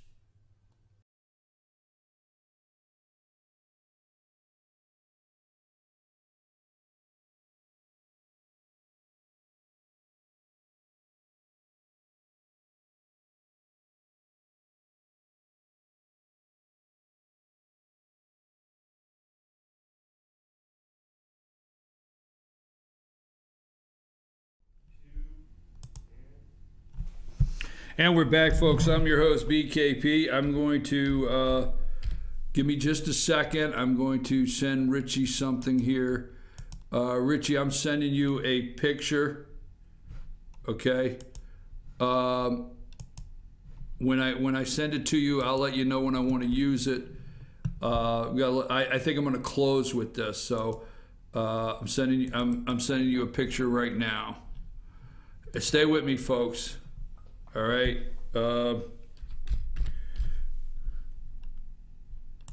All right, there you go. I'm your host, BKP. I just sent Richie a picture. We're going to close with this, okay? I'll let you know when I want to put it up because it's my closing, kind of my closing statement of the day. We got 20 minutes. All right, folks, I'm your host, BKP. Good morning from the office. We are North Georgia's only live online morning show. Let's show people how to get in touch with us. 706, if you're just joining us, 706-889-9700. And chief@fetchernews.com. You can email us at any time, or at Fetcher News, or at FYNTV. There, also find us on Facebook, our Facebook page, Fetcher News, and find us on YouTube, our channel, FYNTV, Fetcher News, and subscribe today. I want to thank Rich from Florida. I appreciate your kind words. I want to thank you for your email this past week for telling us how much you enjoyed our Senator David Perdue interview. And we appreciate you, and we appreciate everybody. Rose goes through the emails where they don't get dropped off, and she goes through Facebook and social media to see if there's anything that we need to bring to you. So don't hesitate to contact us. Like I said, again, thank you, Rich from Florida, for your kind words in an email about our Senator David Perdue interview. All right, now let's get into Blue Ridge here. Put it up there for a minute. Every segment, the Red Cross for Harvey there, Rich. Put that up. Leave it there for 30 seconds. Now, this past Friday closed qualifying. And we're going to have more to say on this, so we just want to run through this, and we're going to finish putting all the pictures in. We're looking for those today, but we wanted to get you all the candidates as of Friday who qualified. And I'm gonna give you a little opinion, my BKP's opinion. Don't forget this show, and I know Rose tweets it out and puts it on social media. Don't forget, this show is BKP's opinion. You know, it's great to have an opinion and be correct. I mean, if it can go together, that's awesome. But anyhow, it's BKP's opinion of local, state, national news and politics. It's just my opinion. Just saying. Anyhow, so the candidates, Friday. So we're on the all-star panel. Let me paint the picture. We're sitting there. The tension is high. We're on the all-star panel. And there's Joeen over here. And she hasn't been there in a couple of weeks, and Jane is sitting next to me, and Rick is sitting over here, and Bruce is off in another country, so Joeen's setting in for Bruce. And the next thing you know, Joeen says, she texts me Thursday night. She said, can I be on the panel? I said, yeah, you're always welcome. Come on. Well, I got something I want to say. I have no idea. No idea where we're going with this, okay? And I'm sitting there, and all of a sudden, she starts, bam! I watched the Blue Ridge City Council and Councilwoman Angie Arp, and I mean, she just goes off. Now, she's from Gilmer County, but she watched it on FYNTV.com. So Rick and I are sitting there like, whoa. So that got Jane to start talking about, Jane Whaley started talking about her growing up in Arkansas, and she's actually been in Georgia longer than she's been anywhere or in North Georgia in her life, and she says, I'm from here. So quite a little firestorm there that normally we do not, folks, take the all-star panel in a local direction. It's a morning show that we try to stay neutral on some things, and we do national. But Joeen went there, and we had to let her go, right? So this is actually going to be kind of two segments, Richie. One on election, and the last one will be a 5 or 6 minute on the other segment. So anyhow, the election. So qualifying closed, and for candidate you have mayor. For the mayor candidate, you have two. You have the incumbent. I think she's seeking her third term. Currently, Mayor Donna Whitener.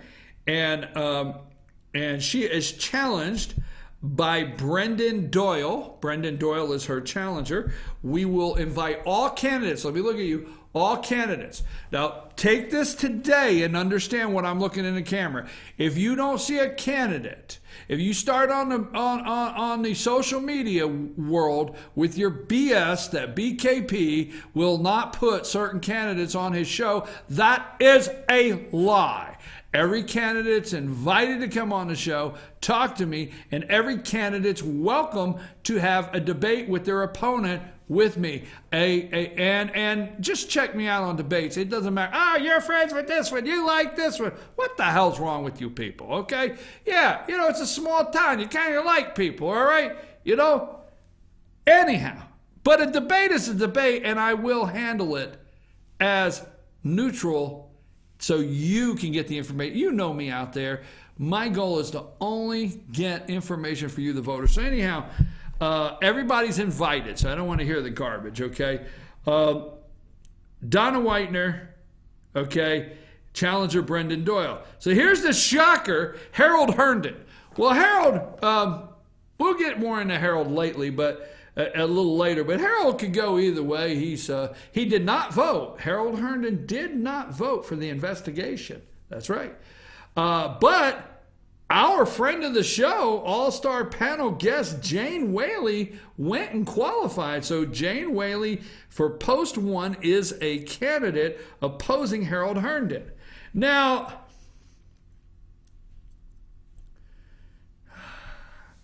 this one there's a couple races that will be the ones to watch. Candidate for City Council post 2. Rhonda Thomas is an incumbent. I think she's seeking her 3rd term. And the challenger is Angelina Powell, wanting to serve her 1st term. That will be one to watch, one we will get there. And I want people to know that for the social media people that want to write anything, Angelina Powell has received 2 phone calls from me and has been invited to interview with me, invited on the show, and we are inviting all candidates to debate on the show. We'll pick a time, debate, and let the citizens see what each candidate has planned if elected. So she has been invited. Now, post 3 candidates. Kenneth Gaddis, okay? Kenneth Gaddis will oppose Angie Arp. Angie Arp. Now, the interesting thing is Angie Arp lost 2 of her votes. What do you mean by that? Well, I'm sorry to say, I do like Rodney Kendall, and Bruce is Bruce. So anyhow, Councilman Kendall and Councilman Pack have chose not to run again. I'm out of here. That's enough for me. Enough for me. Okay? So, Angie Arp lost 2 votes. Who will be her 2 votes? Because I'm going to tell you something right now. Councilwoman Angie Arp does not want to serve 4 years in a negative capacity. I promise you. If she has opposition for the 4 years that she is sitting there and she's by herself in a way, she's not going to like that. Post 4, Robbie Cornelius will be opposing Mike Jacobs. That's post 4. And post 5, Nathan Fitz. These are open seats. These are the open seats. There's no incumbent. Nathan Fitz will be running against David Stewart. So more of that to come. I just want to be clear. You can find this on fetchyournews.com if you want to see all the candidates, Fannin County. The name of the article is, and candidates qualify to run for city council, in City of Blue Ridge and mayor's race. So our all-star panel guest, Jane Whaley, has decided to take on Harold Herndon. There is an opponent. Now, last time Harold ran unopposed, so every post has an opponent, and we invite every candidate on here. You hear that publicly. And if they don't come on, keep in mind they avoided us. They didn't just avoid us, they avoided you, the voters. Keep that in mind because they've all been invited. Okay, let me move. Let me move to something, and this is important. I want this to be a special clip. Why is it so important, jokingly, to keep coming back to the Patrick Crain middle finger bandit that was arrested and had to post a bond? Okay, let's take the city of Blue Ridge down so that's not in this clip. Okay, thanks, Richie. Why is it important that this Patrick Crain, okay, the middle finger bandit that supposedly, that I'm hearing you can't identify, gave Steve Setzer, the owner of the Swan Drive, and the finger, and supposedly Steve Setzer gave it right back? You know, I was telling somebody last night, you know, where I come from. I know you don't like it, damn it, but, you know, I come from the Northeast. So you're from Jersey, I'm from Jersey. So where I come from, you know, you say, get the F off my property. I'm getting off your effing property. And it's over. Nobody calls the damn cops, right? I don't say that. I don't say that. But I'm just saying, you know, you're used to that. Hey, you know, get your kids off my...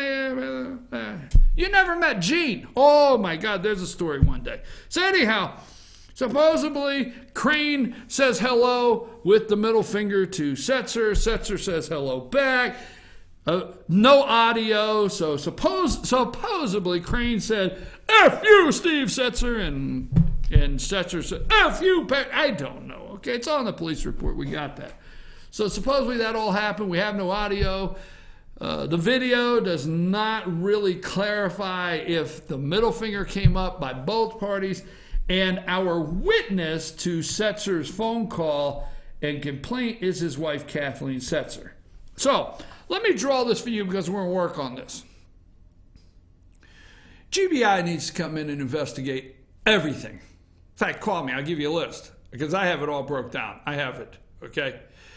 Because here's what I want to tell you, all right? Oh, Johnny. By the way, Johnny, you want to listen to this because this is your police officer that said this. Johnny, seriously, you might want to listen to this. Anyhow, so why did the police show up the night that Steve Setzer called and pursue Patrick Crain all the way to a warrant? These are questions we're going to start working on. Why did they not give Patrick Crain a citation? You're going to get my opinion in a minute.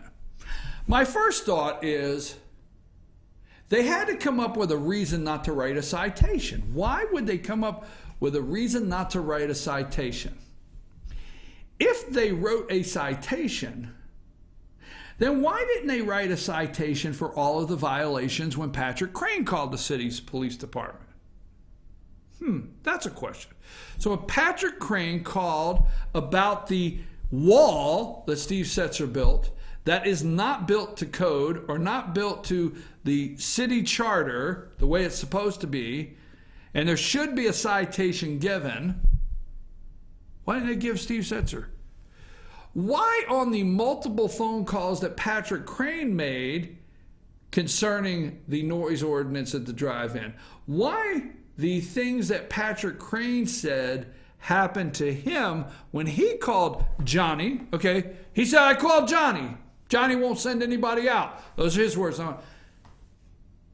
So why didn't they go out and do the citation when Crain made the phone calls? Interesting. Why not? So when they go out and they have the middle finger, supposedly, they don't do a citation to go get a warrant. Now they have to come up with an excuse why they got a warrant instead of a citation. Because my opinion is, they get a citation, then they have to start answering why Setzer never got citations, right? For all the calls Crain made. Just saying, right? So they got to come up with a reason to write the warrant. And now he is probably angry with me. I don't dislike the man. I'm not going after him. I like the facts. So your new magistrate is Magistrate Brian Jones. Brian Jones worked for Johnny Searcy, Chief of Police. Brian Jones was a Blue Ridge City police officer before he got this job. Just saying. So let's go with Patrick Crain 1. This is just, get that picture up there. This is from the warrant, okay? And we'll post all this. State of Georgia arrest warrant, and the numbers there. State of Georgia versus Patrick Matthew Crain, Blue Ridge. The offense is misdemeanor misdemeanor disorderly conduct, which could be easily done under a citation. So when Crain called all those times, Johnny, why? Johnny, I got a question for you. Johnny, listen, let me just, seriously, why didn't you, when Crain made phone calls, my understanding, Crain allegedly made phone calls to your police department, should be on, Johnny, that should be on the incident reports. You know that incident reports that you haven't sent me yet? I mean, I didn't open records request. I haven't got that incident report. I need to check. But anyhow, it should be on that incident report that I've requested. So why didn't you go out and write Setzer citations? So this is a warrant for a misdemeanor disorderly conduct. Prosecuting officer. Alex Deaton is the prosecuting officer. Blue Ridge is the law enforcement. Now go to the second one. Patrick Crain, number 2.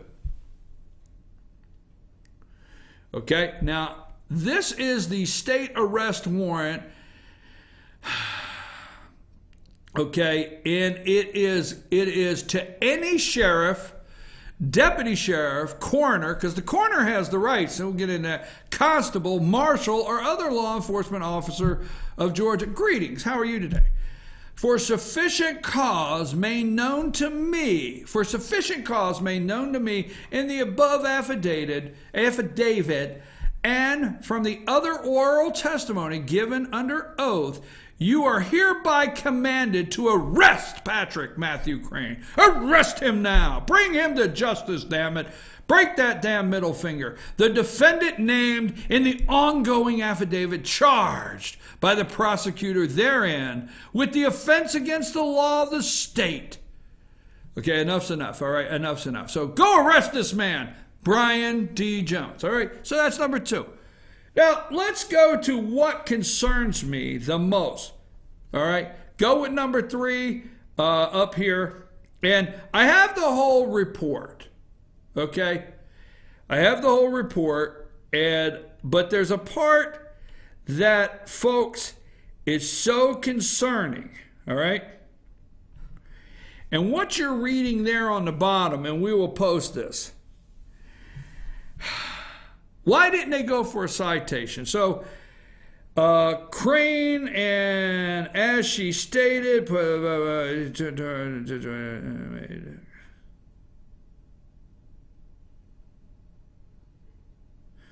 okay, here you go.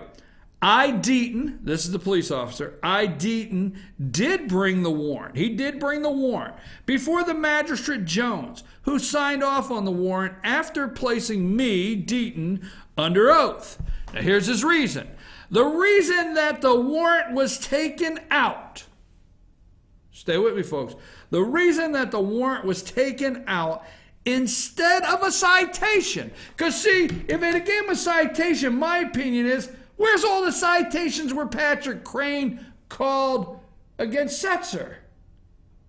And look at the timeline of when FYN TV exposed several things with the concerned citizens of Blue Ridge. You know, Angie Art, Johnny Searcy, Steve Setzer, and Mark Thomason, allegedly. Okay? Yeah. All right? So here's the thing. Here's the reason why the officer says, okay? I had here just a minute ago. Where was it? All right. The reason that a warrant was taken out instead of a citation was to have a judicial proceeding heard by an outside, unbiased judge. An outside, unbiased judge. So is Judge Sneed, I think that's the city judge, is he a biased judge? So if you get a citation and he goes before Judge Sneed, the officer's Deaton is saying, hey, is that his name, Denton? Is he saying, hey, this is a biased judge? Really? An unbiased judge? You made that determination that the other judge is biased? But then Brian Jones is not going to be unbiased, although he is a former City of Blue Ridge police officer that is a magistrate that actually knows Mr. Crain very well, probably, and worked for Johnny. GBI, hurry up, please. This is a mess. All right, I'm your host. That's the end of that segment. I got 2 minutes, all right? That's the end of that segment. We're going to keep working on that. We'll post this. An unbiased judge is the reason he didn't get a citation. He got a warrant. Folks, that has to go. All right, take that down, Richie. That's the end of that. We'll talk more about that. Let's put that clip up by itself and make sure it gets out there, and the one about the election. But I want that out there, people knowing my opinion on this possible unbiased judge. With 3 minutes left, folks, I'm your host, BKP. It's Monday. I can't wait for what the week has in store. We're going to end by, I want to say, I'm so tired of Colin Kaepernick. I am tired of the NFL. I am tired of taking a knee. I am tired for all the protests and the reasons why you can't stand and salute the men and women that gave you the freedom, that lost their limbs in these foreign conflicts. And you can't stand so you can make millions. I'm so tired of all of it, okay? I cut you off. I have cut you off, NFL. I'm not interested in what Goodell was going to do. I'm not interested in what the owners are going to do. I want to give a shout out to Jerry Jones and some of the owners that have come out and said you will stand or whatever. I want to give a shout out to the owners that did say you can't work here. But you got something? Did you see where Jim Brown spoke to the Cleveland Browns players, and suddenly those 12 players that took a knee last week stood?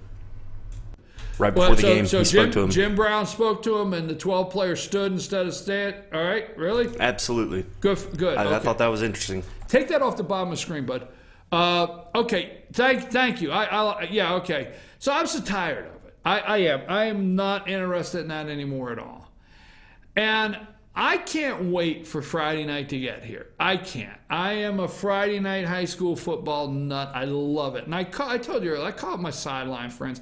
I have sideline family. I really do.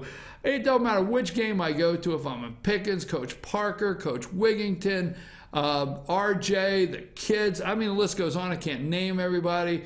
Gilmer, the list goes on of all the people on the sidelines. Union, Fannin, it doesn't stop. Everywhere I go, and I enjoy it. I can't wait to get to the field. Kickoff at 7:30. It's not unusual to see me crossing that field at 6 o'clock watching those kids work out. I will watch college, but NFL, you can have what you got, okay? Because a friend of mine, I told you earlier, I was walking, I didn't know this picture. You got that picture? Okay. That's your host, BKP, Friday night. 6:30. I'm walking across the football field. My friend up in Union County I didn't know this. I got tagged in it on Facebook, takes this picture. And Lisa said, "You look happy." I said, "You're right." Because when it's Friday night and it's time for football, and I go out there and watch those kids give all, and I watch those coaches, those high school coaches coach those kids, and I see some serious dedication. And I see the fans, I look up and I say, those are the American people. Those are the American people I'm connected. I look up and the fans, and they've got horns, and they've got the everything. They're waving their signs, and they're standing and cheering. And then the battle song of the band comes on for this team and this team. And Friday night, that's me. So just saying, you want to get to know me? That's me. You want to know what I enjoy on Friday night? Walking across that high school football field. Until Cole. I will put you out there tonight on the show if you come. Cole, until Cole runs me over on the sideline. All these years, one time, Cole ran me right over last year. I'll tell you that story later. I'm your host, BKP. Richie, I've had a lot of fun. It's been a great show. We're working through a couple things here. Yes, folks, don't worry. Sam is here. And Lonnie shows up every once in a while. We got to find Lonnie. I got to stay on and find out what he's doing. Sam is here. Sam is here. Don't worry. It didn't go anywhere. We got some big things happening at FYN TV. You're going to stay tuned all week because we're rolling out new stuff every day. I got to go, Richie. It's 10 o'clock. We're out of here. We're over. We're through. Tomorrow, folks.